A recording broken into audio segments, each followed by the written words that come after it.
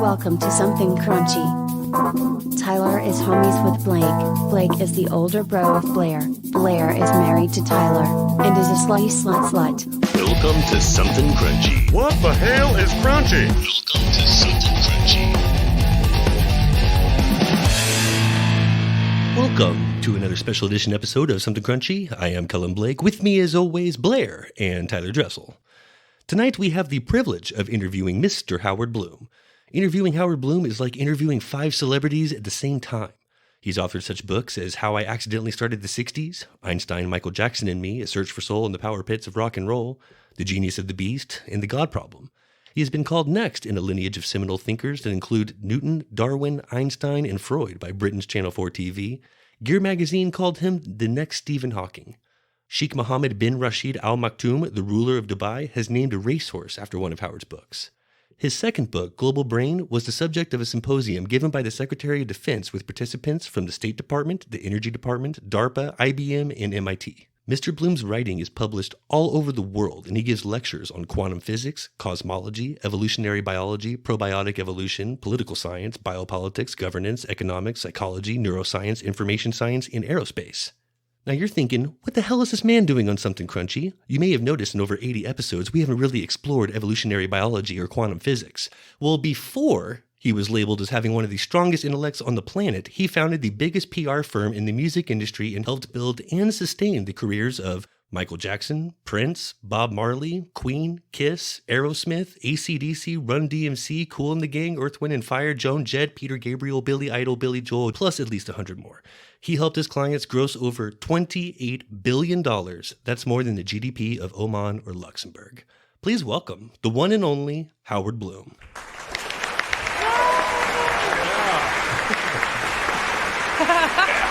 Thank you so much for joining us. How are you, Mr. Bloom? Absolutely wonderful, Blake. It's wonderful to be in your presence, to be in Blair's presence, to be in Tyler's presence. Oh, thank you. It's a joy. That is so sweet of you to say. How many push-ups have you done today? 1,250. Yes! Unfortunately, in the process of making the film, the Grand Unified Theory of Howard Bloom, the 66-minute documentary that's won 2 festival awards. Oh, we're familiar. The filmmakers came back to me and you said, well, those aren't really push-ups. And I took that very badly because, my nose comes dangerously close to breaking itself on the floor during these hundreds of whatever they are. So I got my gorgeous Asian house guest to sit at 8 a.m. in the morning on my floor and use her iPhone to shoot me, to video me, and to see what I was doing. And I discovered, much to my dismay, I wasn't doing push-ups. My body had invented, all by itself without telling me, a different kind of maneuver entirely. I was sort of vibrating in midair. They counted for me. It works. Well, so now in the name of honesty, I call them vibrational planking. So I did 1,250 of them this morning, and I'm motivated to do that by the thought of I have 2 women I have loved in my life, and the first one of the love of my life. Just thinking about her motivates me to get up to 1,250 when I really want to quit at 250. I love that you do that, by the way. Well, the woman that is the love of my life is 51 years old. She was 50 when I met her. I'm going to be 78 in a month. In my brain, what's motivating me to do 1,250 is I want to show her that I am young enough for her, even though she's gone, because we check in with each other on a monthly basis. She will never be out of my life, ever, and I will never be out of hers. What a wonderful but I have a new connection. Girlfriend. That's very sweet, Mr. Bloom. And it is extremely challenging to write an interview for you. It would have been easier to write 4 or 5 separate interviews. We will get a little more cerebral in a bit, but being in an entertainment podcast, I do have an obligation to our listeners. And this means we do have to start with music and talk about publicity for some of the biggest names in the business. It was your job to make them into the biggest names in the business. Here's the story. I was a science nerd. I got hooked on microbiology and theoretical physics at the age of 10. And then I got hooked on the ecstatic experience and trying to understand that with the tools of science when I was 12. And you would think, well, what in the world does this have to do with pop music? Well, I got an opportunity to go into popular culture, and that's a long story about how I did it. And in 1976, I founded what became the biggest PR firm in the music industry. And me, a science nerd who used to listen to Rachmaninoff, Beethoven, Bartok, and Stravinsky, was all of a sudden working to either sustain or to build careers for people like Michael Jackson, Prince, Bob Marley, Bette Midler, AC/DC, Aerosmith, Kiss, Queen, Run DMC, Billy Joel, Billy Idol, Paul Simon, Peter Gabriel, David Byrne, ZZ Top, Shaka Khan. The list goes on. Fort Worth, Texas. Yes. Hold on. We got to sip on this a little bit. So you're throwing out some huge names right there. Oh my gosh. Huge. We need to just dip into a couple of these. Let's do this. We have a game we like to play with actors when they come on, where we ask them to give a quick anecdote or first thought when we bring up a role that they took on. I'd like to do something similar with you, if you'll indulge us. I'd like to maybe just name off a couple of these clients, and if you don't mind, tell us either your first thought about them, a quick story, or perhaps something challenging about growing their brand. Well, Michael Jackson was the most important encounter I've ever had in my life. I was with Michael's brothers. We were at a pool table in Marlon Jackson's pool house in Ensenada, California, basically part of Hollywood and LA. And we were standing around the pool table looking at merchandising. And I was trying to explain to them that you try to do the most amazing stage show the world has ever seen. And your tour jackets and your T-shirts have to reflect that. They have to be beyond belief. And I knew that Michael was coming to our meeting eventually. So I heard the screen door opening, and I was not raised among other human beings. As I said, I was a science nerd, and my companions in my bedroom were lab rats, guinea pigs, and guppies. Other kids wanted to have nothing to do with me. So I don't know normal human rituals. I never have. But someone, when I was 19, had taught me that if there's somebody coming into a room that people want you to be, you walk over, you stick your hand out, and you say, "Hi, I'm Howard." And the other person will stick his hand out and say, "Hi, I'm fill in the blank." I had never done this before. And I had read a pile of clippings, 4 inches thick, on how Michael Jackson was a bubble baby. And if you tried to reach out a hand toward him, he would withdraw in fear. Oh, wow. And so when I heard the screen door open, I went over to the screen door. He was halfway through, 1 foot out the building, 1 foot in the building. I stuck out my hand for the first time in my life. I said, "Hi, I'm Howard," for the first time in my life. Michael Jackson, who was supposed to be the bubble baby who would withdraw in fear, did not withdraw in fear at all. He put his hand in mine. We had a perfectly normal handshake. It was a little lighter than, it wasn't one of those handshakes designed to crush you and establish dominance at all. And he said, "Hi, I'm Michael." And I said, "I've got a press release to read to you." And he said, "Okay, let's go upstairs." Now, a pool house is only big enough for 1 room on each floor, and it's only 2 stories high. So we went upstairs to the 1 room upstairs, and it was filled literally to the ceiling with amplifiers and keyboards. Wow. Oh my God, so cool. So Michael found a seat on 1 amplifier. I found a seat on another amplifier, and I started reading the press release to him. Now, I have taken writing deadly serious ever since I was 12 years old, and in the introduction to a book that Einstein wrote, he sort of grabbed me by the lapels and said, "Schmuck, listen up." And he said, "To be a genius, it's not enough to come up with a theory only 7 men in the world can understand. To be a genius, you have to be able to come up with that theory, then explain it so clearly and deliciously that anyone with a high school education and a reasonable degree of intelligence can understand it." So Albert Einstein, one of my heroes, had given me my marching orders. If I wanted to be an original scientific thinker, and that's all I can be, I had to be a writer, and not just any writer, a great writer. So I had been working on my writing since I was 12 years old. And I had edited a literary magazine at NYU that won 2 National Academy of Poets prizes and a whole bunch of other stuff. Yeah. So, and all of that was in my press releases, but nobody knew it. Nobody saw it. And as I was reading the first paragraph of the press release to Michael, he began to slump down in his seat, and he said, "Oh."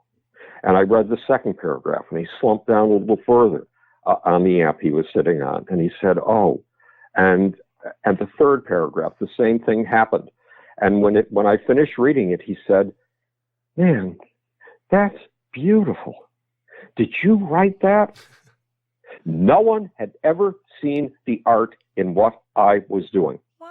And I insisted on writing my own press releases, even though I was the head of the biggest PR firm in the industry. And no other person heading a PR firm did that. I did it because I could not rely on somebody else to write the vision of the soul of my clients that I saw. I had to make that come alive. And the only way I was going to do that was if I wrote the bios and if I wrote the press releases.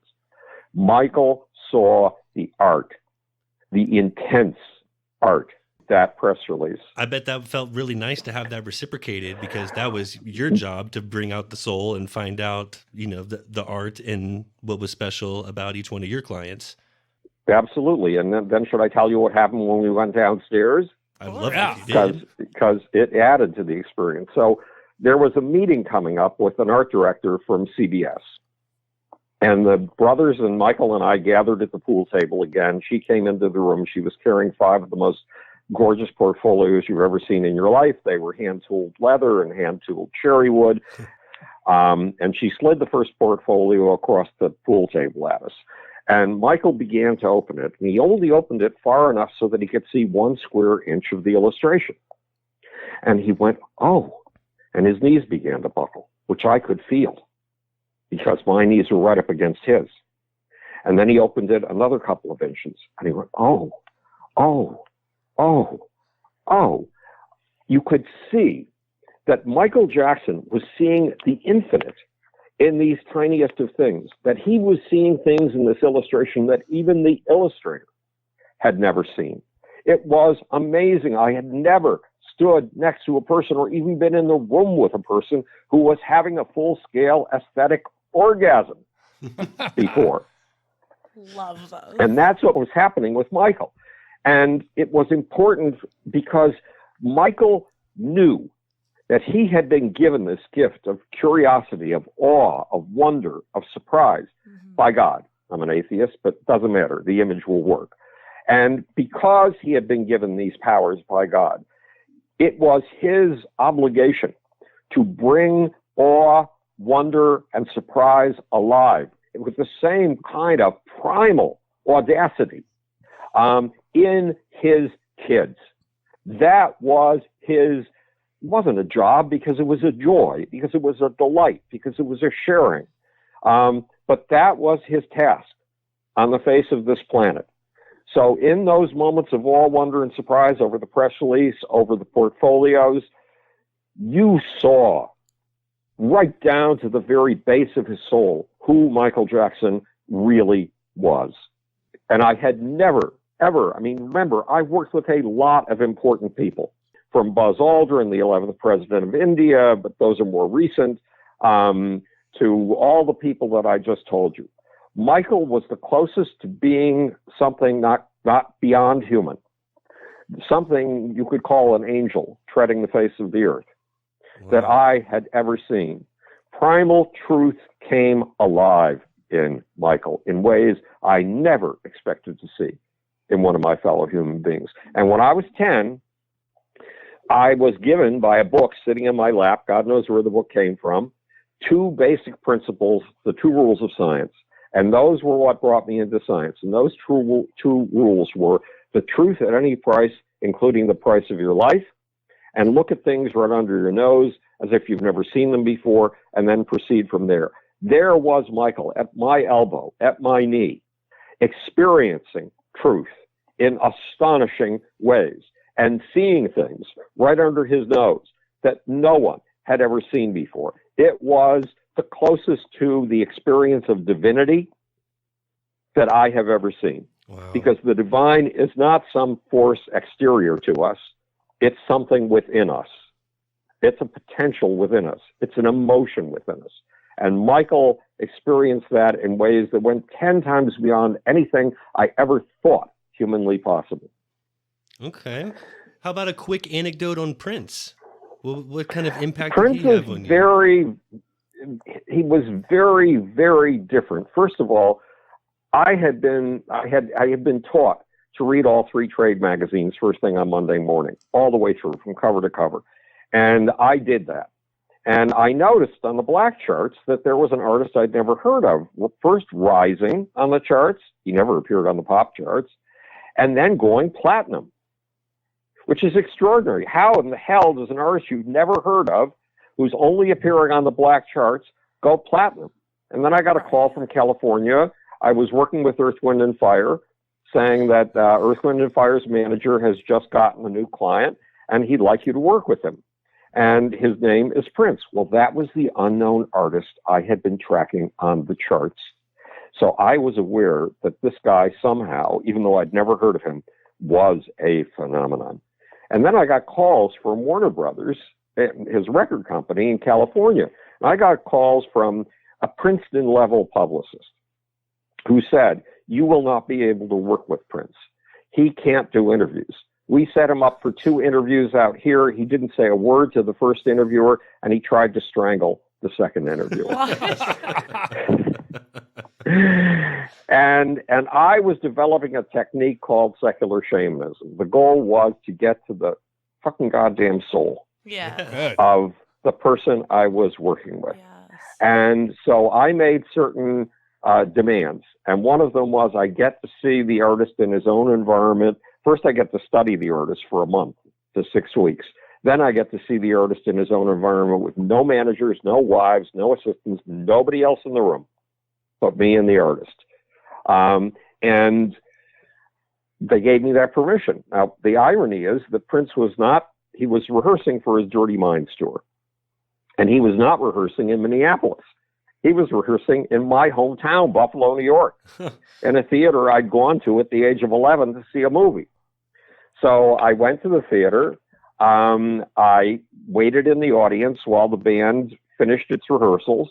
And then at about 1 o'clock in the morning, Prince and I went to find a room backstage where we could lock ourselves in. And I started to go through the story of Prince's life, looking for what I call passion points, imprinting moments that influence who you are and what your passions are for the rest of your life. For example, I started by asking Prince a very simple question. When did you first become interested in music? Ridiculously simple, a stupid question, right? Yeah. And Prince said, well, I was 5 years old. My dad was a jazz musician. My mom took me to see him rehearse. I went into an empty theater filled with empty seats. At center stage, there was my dad at the piano with a spotlight on him. And behind him were 5 of the most beautiful women I had ever seen in my life. And that was it. This is what I want to do. Yeah, this was Prince's first imprinting moment. And so I went through his life methodically, finding these passion points as they changed. And by the time we were finished, we started, as I said, around 1 or 2 a.m. By the time we were finished, it was daylight. Wow. And had I had any trouble interviewing Prince? Not at all. Really? But it's because I had developed an interview technique over the years that made it as easy as pie for my artists to tell me the story of their lives and to find the moments that mattered the most, the passion points, the imprinting moments. And so I went back to my office in New York City, in Manhattan, on 55th Street, between Lexington Avenue and 3rd Avenue. And I arranged what Prince had told me so that it would tell a chronological story with those passion points as the highlights, really built. But it was all Prince's words. And then I sent a transcript of it back to Prince, saying, this is your script. When an interviewer walks into a room, I'm going to set you up for 8 interviews a day for 3 days in a row in New York and 8 interviews a day for 3 days in a row in L.A. And when an interviewer walks in the room, it doesn't matter what question he asks. Usually he'll start with something really stupid, like, how do you characterize your music? That's an unanswerable question. Yeah. And it's just plain dumb. It's no matter definitely not what a question the an artist question. wants to answer. Yeah, and so no matter what question they start with, you give them the story, and you have to realize something. When you go on stage, you do your hits for the millionth time, but you do them as if you have never done them before in your life. And that's your job with your story. You have to tell it to each interviewer as if you have never told it before in your life. You can't say, as I said to the previous guy, anything like that. I mean, you will be tempted to apologize like that. Forget it. Just tell the story. And that interview will go home at night. In those days, they were all men. And that interviewer will go home at night to his wife, and he will say, honey, I'm the greatest interviewer in the world. I asked this astonishing question. How do you characterize your music? And I got this amazing story out of this kid called Prince. I am incredible. But remember, that reporter, much as I care about that person, because he is a person, or she, later on, that person is a megaphone. That person is a microphone. Right. That person is your channel to reach your audience. And I would eventually, I haven't quite derived this yet, but I eventually started to tell my clients, you don't just owe your audience your songs, you owe your audience your life. And it took me 20 years after I got sick and left the business and went back to my science full time. Really sick. I was sick in a bed for 15 years, and I was too weak to speak or have another person in the room with me for 5. And it was a time to digest my period in this culture I had known nothing about, pop culture. And I realized after 20 years of thinking what I had meant by you don't just owe your audience your songs, you owe your audience your life. If you and I are successful, if you have the raw material of superstardom, because we can't go anywhere if you don't have that raw material, if you come electric on stage, if you go out of body on stage, if a force bigger than you are that comes from the attention of the audience dances you on stage like a marionette, if you transfix that audience and channel that energy back to them in astonishing new ways, then you have the basic ingredients for superstardom. And if we are able to attain superstardom for you, kids will put a poster of you up on their walls when they are going through the age of 11, 12, and 13, which is a massive, distorting transformation that we haven't adequately helped kids handle. It's the transformation from childhood to sexuality and adulthood. And you will become, you know what a trellis is with a tomato plant? Yeah. Sure. So you will become the trellis on which these kids will grow. So your life is very important to these kids. The essence of who you are is very important because there's another thing aside from the story of your life, and it's your stance. It is the way you use your muscles on stage in front of an audience. When John Mellencamp raises his fist, it means one thing.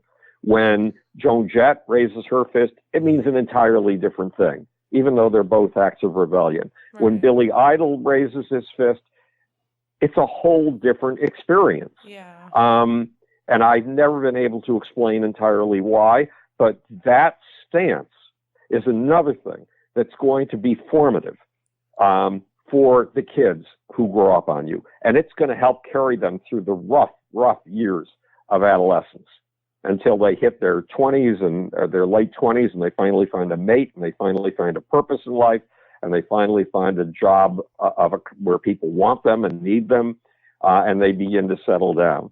So your importance as a superstar is far, far more than you might think.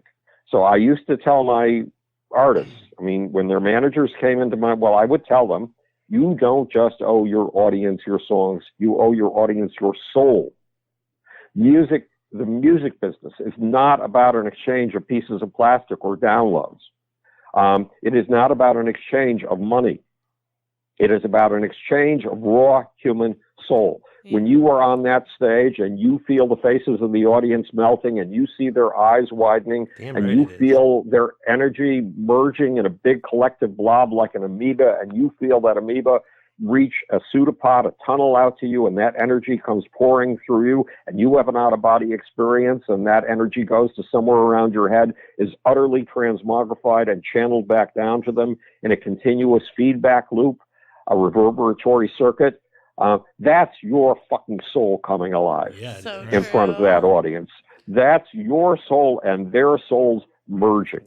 So this is not a business of pieces of plastic.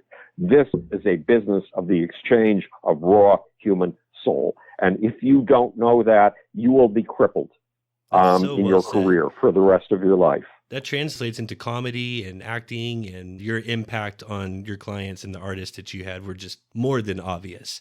And I wouldn't be a very good interviewer if I had Howard Bloom on for an hour and limited him to music the entire time. I'd like to discuss all of your books, just like I'd like to get into all your clients, but we don't have the whole night. Let's talk about how I accidentally started the 60s. Right. So you left home looking for the beatniks to find acceptance. People started following you, and you hitchhiked your way into hippie culture. This is fascinating. So up our alley. Tell us about the electric Kool-Aid acid test. And these days. Blake, now you have to understand something. There was no hippie movement. The only movement that was being publicized, the beat movement. And since nobody, but they didn't exist yet. This is 1962. This is before the 60s knew it was the 60s. So I went out to Portland, Oregon to go to college at Reed College, which had the highest median SATs of any school in the country that year, higher than Caltech, MIT, and Harvard. And I dropped out. I was in the top 10% of my class. Wow. I was one of the few kids who could handle the homework assignments in the math class, for example. One of the very few kids. Girls flocked around me for help with their homework. Of course, once I'd finished giving them help with their homework, they fled just as much as they always had. But at least I got, an hour of something. Some fun attention. Social contact, attention. But I was looking for Zen Buddhist Satori. I was looking for mystic enlightenment.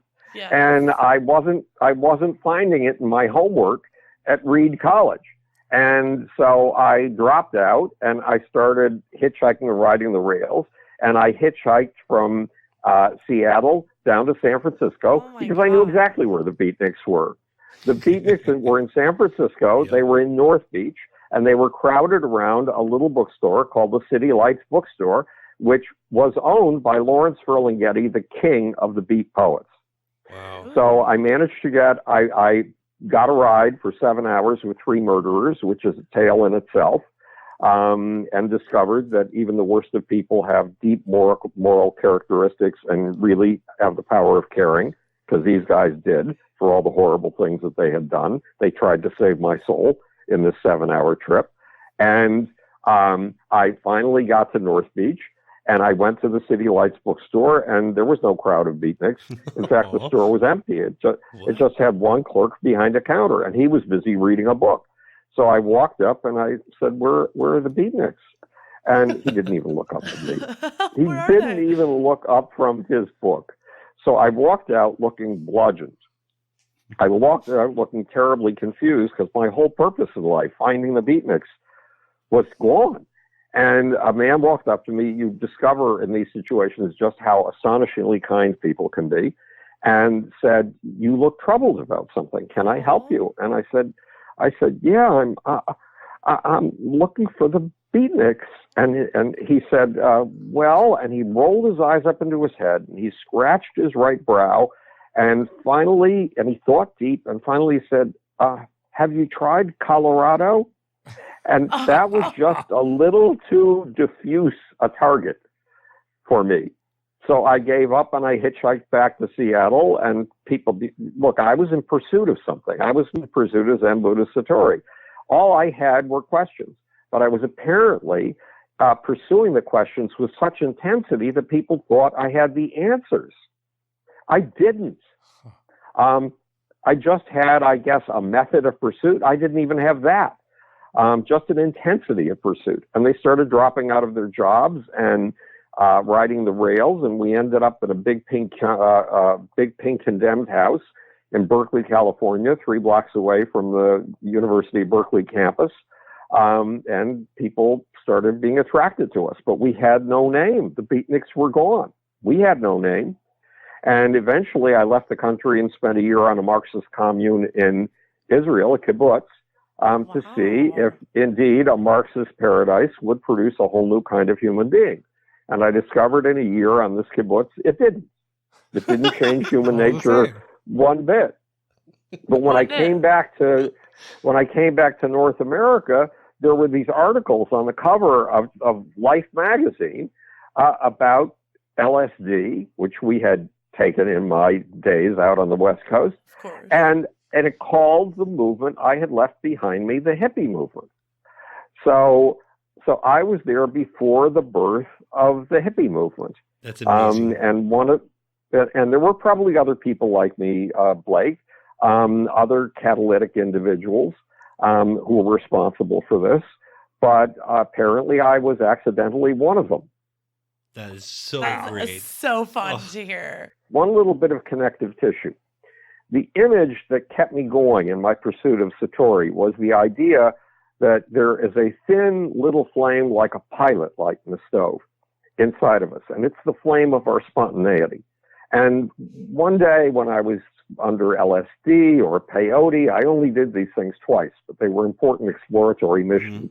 I saw that little blue spontaneous flame and how the ideas it produced were run through like a makeup department.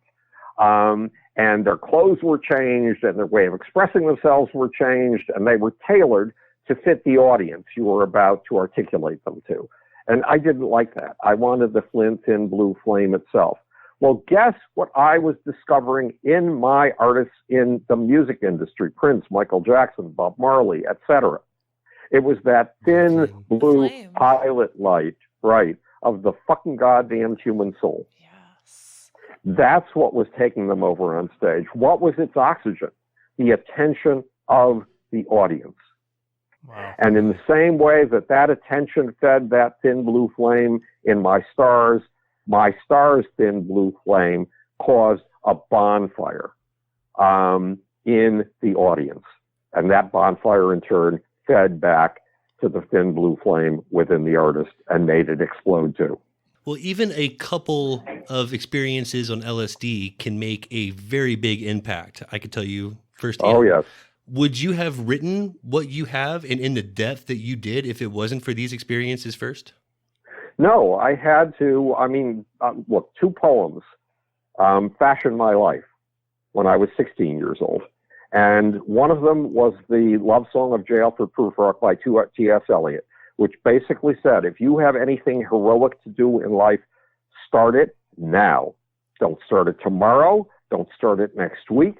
Start it now, because if you put it off till tomorrow and you put it off until next week, you'll be putting it off and putting it off and putting it off until you finally wake up one day and realize you no longer have the life force to achieve that thing which you felt would be the ultimate expression of you.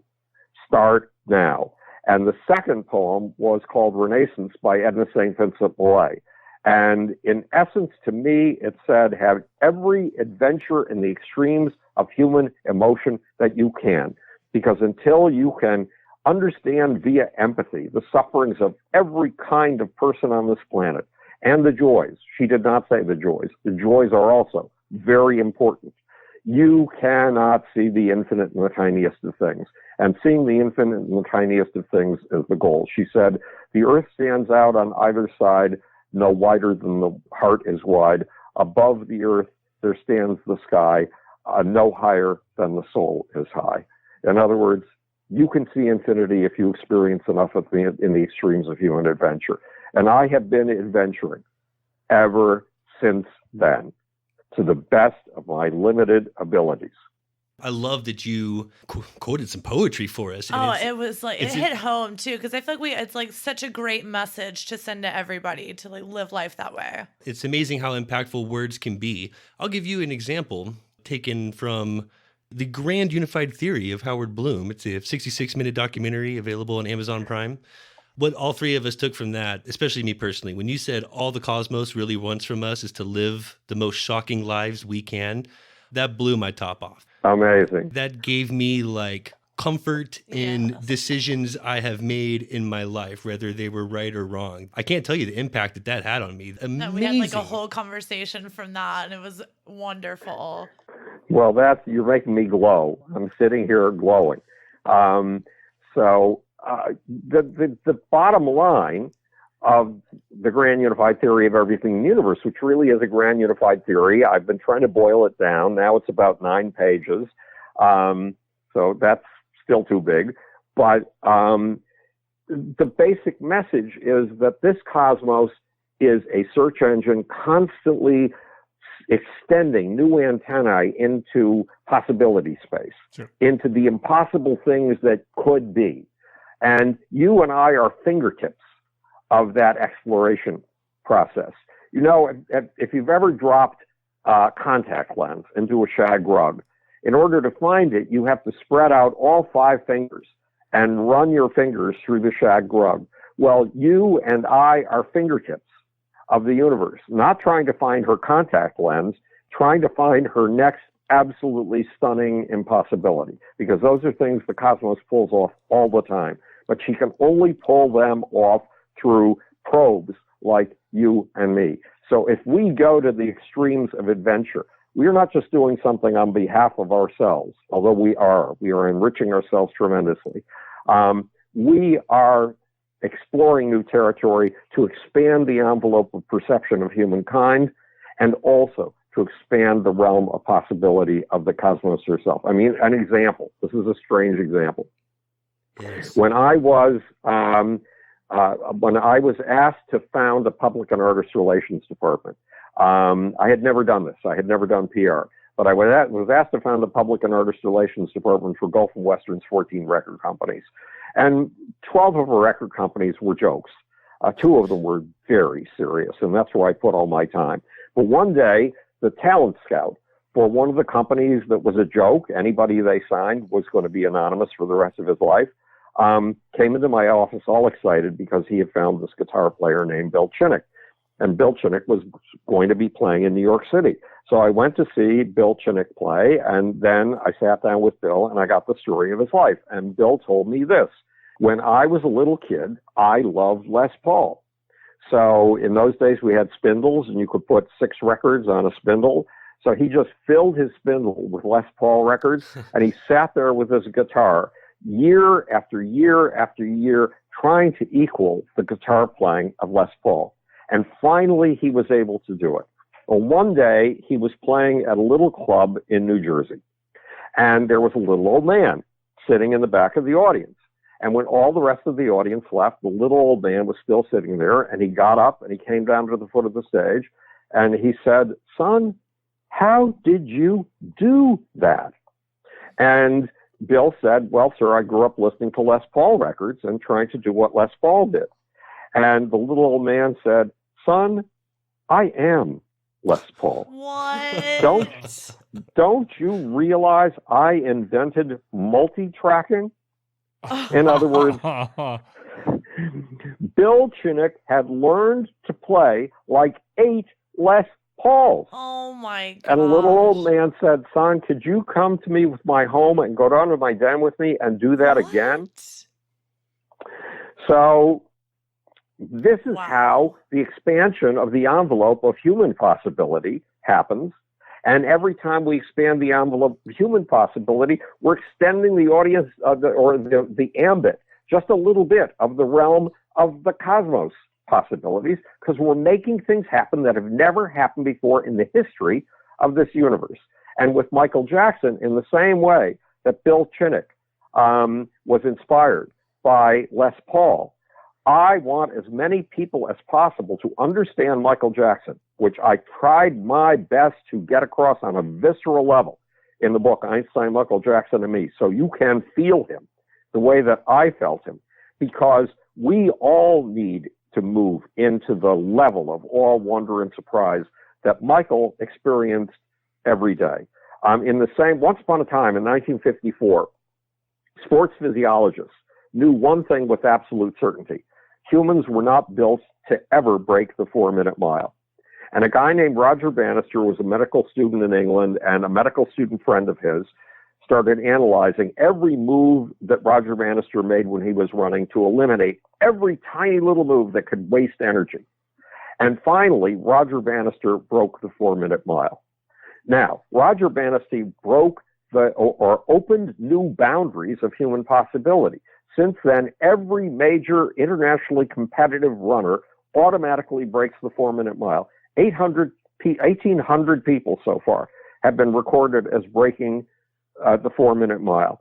And if Michael Jackson can become the kind of standard for us normal human beings that Roger Bannister became for runners, we can expand the realm of what we see and are astonished by in ways that will stun us and in ways that will benefit our fellow human beings and in ways that expand the boundaries of the cosmos' very possibilities. You mentioned follow your curiosities, and that is just like one of my favorite things. And I think that's, again, something that just everyone should always remember. Be curious, be spontaneous, be shocking. Yes. And in 2001, I created a field called omnology. And omnology is designed for this purpose. You're in your sophomore year of college. You are interested in art history, you're interested in neuroscience, and you're interested in cinema. And your dad sits you down and says, son or daughter, listen up. You're interested in art history, you're interested in neuroscience, you're interested in cinema. You got to make up your mind. Are you going to become an art historian, a neuroscientist, or a filmmaker? And until you make up your mind, you're nobody. And omnology is there so that you can lift your middle finger at Dad and say, no, I'm an omnologist. I have 3 different interests. I will follow them for as long as they pique my curiosity and move my passions. And if new curiosities come along, I will follow those too. And when my friends hit the age of 40 and wonder why in the world they're on planet Earth, and if their women plan elaborate divorces so they can find out who they really are, and if their men buy little red sports cars to pick up blondes and cheat on their wives because they have no idea of why they are on this planet, I will just be coming back from the wilderness of my 3 curiosities with answers of kind nobody has ever imagined before. And while my friends will feel they are at the end of their lives, I will know I am at the very beginning of mine. So omnology is there for people who want to take a whole bunch of specializations, follow them, and use them as pixels in a big picture, in a grand landscape, in a sweeping landscape of the cosmos. Damn, that's powerful, Mr. Bloom. I know. I love your beautiful brain. Can you tell me about your meditative process? Do you have one that you've adopted yourself? No, I hate meditation. I hate meditation. I loathe relaxation. I cannot handle relaxation. If I'm not doing 3 things at once, I am not happy. And in fact, I was doing 15 things at once, which is just about right for me. And then a bunch of people saw the film, The Grand Unified Theory of Howard Bloom, and came to me and said, you talked about the Howard Bloom Institute. I want to be part of it. So I put them all together, and now they're a Howard Bloom Institute. And that's the 16th project. And 16 projects is just a tiny little bit more than I can handle. But, I do my email, which is basically my homework every day, with my girlfriend on the phone and with Spotify running. And if I didn't have all that going while I was doing my email, I don't know how I could stand doing my email. It would just drive me crazy. So I want to turn you loose on really any subject you're in the mood to talk about. You go through these interviews all the time. I'm sure you get the same questions over and over. You really do have a gift of being able to present new ways of looking at things, and we'd be appreciative for more knowledge on any topic you find fitting or whatever you're in the mood to talk about. Well, there's something to know. I've been an outcast all my life, a total outcast. Other people haven't wanted to have anything to do with me. When I was 8, they started something new, though they couldn't stand having me as a member of any of their groups. If I headed the group or if I founded the group, they were very happy to join it. Ain't that weird? And one day, I'm running 4 groups in space alone. One group that Buzz Aldrin conned me into starting 15 years ago. It's called the Space Development Steering Committee. Another group that includes the former governor of New York State, David Paterson, who, like me, is a Democrat, Newt Gingrich, who obviously is not a Democrat, Robert Walker, a Republican who used to head the House Science Committee, and Steve Quast, a 3-star general. That's my basic team. And I'm heading, can you imagine that? I'm heading the group. I can't. I mean, Wow. about, I don't know, 10 years ago, 15 years ago, I put together Buzz Aldrin and the 11th president of India, Dr. APJ Kalam, on the phone. And Kalam was a superstar in all of South Asia because he had a reputation as being the only honest politician in the history of Indian politics. And he was a rocket scientist. He had put together India's space program. So, and I put them together in a project to harvest solar energy in space and to transmit it to Earth using the same kind of harmless waves that your cell phone uses. And so I've been running these groups, and once upon a time I was at a rock concert for one of my clients, and I had the usual all-access pass, and I'd like to check out the audience from every angle. So I went down to the first 15 rows where everybody's on their feet for the whole concert, and the artist was asking us to clap along, so I clapped along with everybody on either side of me, and then I noticed there was a problem. When other people's hands were meeting, mine were parting. And when mine were parting, other people's hands were meeting. I could not fit into a normal human rhythm. I apparently am not built to fit in to a normal human rhythm. And that was agonizing as hell for decade after decade. But guess what it turned out to be? My biggest advantage. So your disabilities can prove to be your capabilities. Title of your next book. So, that's it, and I'm Jewish. My parents didn't go to temple very often. They only went when a friend's son was being bar mitzvahed or a friend's daughter was being married. And sitting in a synagogue is horrible. I mean, it's a narrow wooden pew. You can't really get up and leave without asking 15 people to retract their knees so you can somehow squeeze past them. And there's this bunch of books on the pew in front of you. There's a bookshelf, basically. And nobody ever reads the books, except when the rabbi says, stand up and recite these passages. Well, it turns out there's two books. One is the prayer book, which is the only one that anybody's opening, because it has the prayers you're supposed to recite along with the rabbi. And there's another book. And guess what it is? It's the Torah. It's the Old Testament of the Bible. So I got so bored, I started reading that. And I thought I read it from cover to cover 7 times. And usually when I have these memories and think, oh no, that can't be for real, and go check on whatever evidence there is, I discover it's for real, that this was really, really happening. And so we come out of a tradition of people who go out into the desert, commune with whatever it is that they find to be divine, and then come back with messages to save their people. And that is a tradition we have to take seriously. All of these wanderings, all of these adventures that ended at St. Vincent Millay was preaching are necessary parts of having a message of some importance to lift your people to the next step. It's the population of the world, to the best of our ability. Putting Buzz Aldrin together on Skype with APJ Kalam, the 11th president of India, that's worldwide. When Academia Edu sends me the report about what people are reading my works, way up there on the list are Kenya and South Africa and the Philippines. When Charlie Hoxie, the 3-time Emmy winner who made the Grand Unified Theory of Howard Bloom, the 66-minute film, I asked him why you chose to make a film about me. And he said, because you've had an influence worldwide. And now looking at these Academia Edu reports, I'm suddenly realizing he wasn't kidding around. I'm getting hit. For 25 years, I've been getting hits from Saudi Arabia, the United Arab Emirates, I'm a Zionist atheist Jew, for God's sake. Why would they want to have anything to do with me? So why would they want to have anything to do with me in Dubai, where the sheikh who runs Dubai has named a racehorse after one of my books, where the head of the country's sovereign real estate operation, a $33 billion company that built the world's tallest building and it has holdings in 15 different countries, went in front of the Arabian Business and Economic Forum and said, there is a book I particularly resonate with.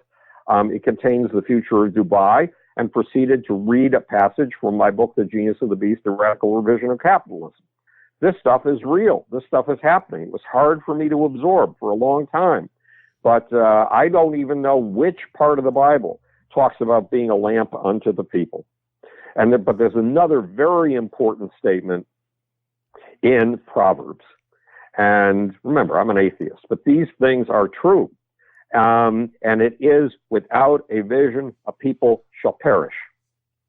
And right now, Western civilization is operating on dystopian visions that it has destroyed the world, that it has raped Mother Nature, that all that is green is about to disappear if we don't go into action and get rid of all of our technologies, basically.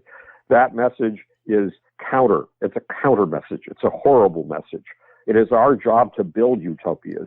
Nature doesn't give us gardens of Eden. Nature gives us the obligation of creating gardens of Eden. And with each generation, she gives us new tools with which to do it, new technological tools and new perceptual tools.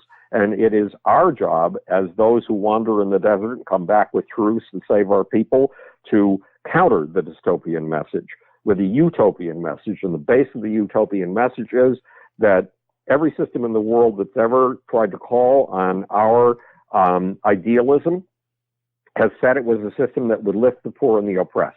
Of all the systems in the world, the Chinese system, the Islamic system, the Russian system, which is the system that has done the most to lift the poor and the oppressed? Well, here is the evidence. You tell me what the answer is. If you've been born in 1850 in the Western world, your chances, your life expectancy would have been 38.5 years. If you've been born in 2000, your life expectancy would have been 78.5 years. The Western system added 40 years to the human lifespan, more than doubled the human lifespan. If you'd given kids, just 100 kids who've allegedly been flattened and deadened by Facebook and social media and cell phones, if you gave them an IQ test, a Stanford-Binet IQ test from 1916, when that test was first administered, they would register having an average IQ of marginal genius, an average IQ of 135. We have added 35 points to the average IQ since 1916, just a little over 100 years ago. If you've been born either in 1650 in the West or in one of those lovely indigenous tribes that lives in harmony with nature and at peace with its fellow man, your odds of dying a violent death at the hands of a fellow human being would have been 10 times what they are today. We have increased the peace in the world, despite our bloody world wars, by a factor of 10. And if you've been the poorest paid worker in London in 2000, you would have earned what an entire tenement full of the poorest paid workers in England in 1850 earned. Tell me another system that has produced these material miracles. You can't, because no other system has. China is doing it now, lifting 1 billion people out of poverty by aping the Western system, by imitating the Western system, even though it's under strict one-party control. Well, here's the deal. If our great-great-grandparents could give us an extra 40 years of life, then we owe an extra 40 years of life to our great-great-grandkids. If our great-great-grandparents could increase the lowest paid worker's wage by a factor of 7, we owe another factor of 7 to our great-grandchildren, not $15 an hour, $115 an hour. If our great-great-grandparents could increase peace in the world by a factor of 10, we owe our great-grandchildren peace that expands by at least another factor of 10.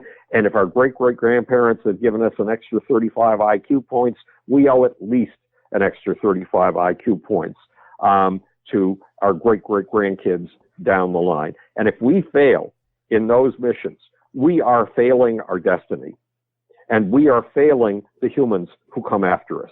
We are utterly failing them.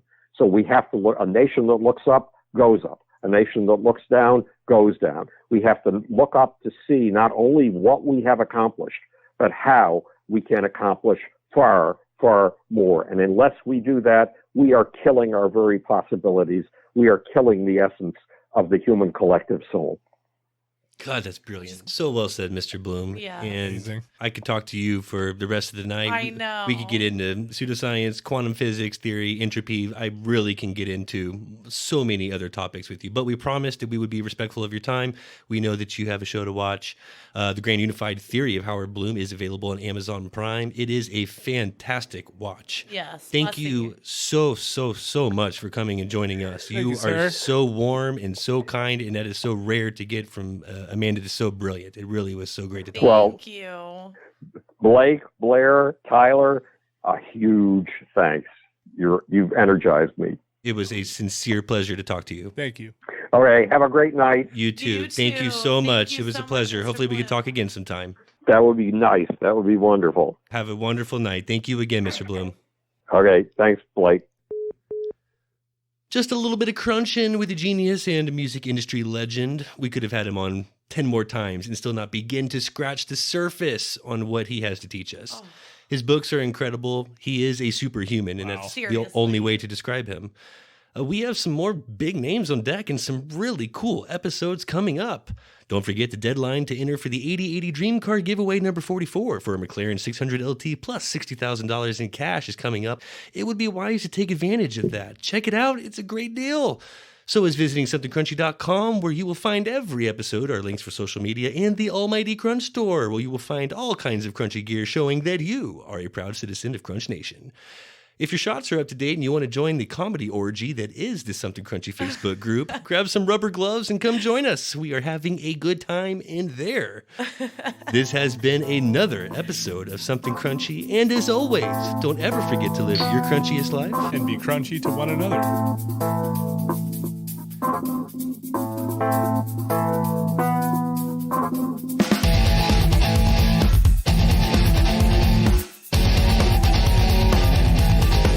Please don't forget to subscribe, like, follow, and all that crunchy good shit. Thank you for listening. That's your fucking soul coming alive. The fucking goddamn human soul.